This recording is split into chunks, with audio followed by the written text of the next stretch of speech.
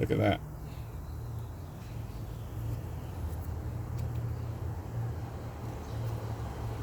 I can easily move with my hand.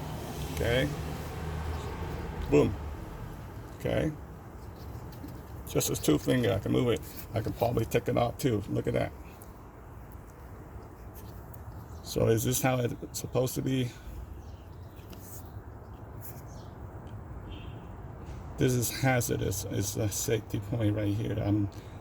That's why I don't feel comfortable and I didn't feel safe at all to ride on this wheel. Can you please fix the issue? Thank you.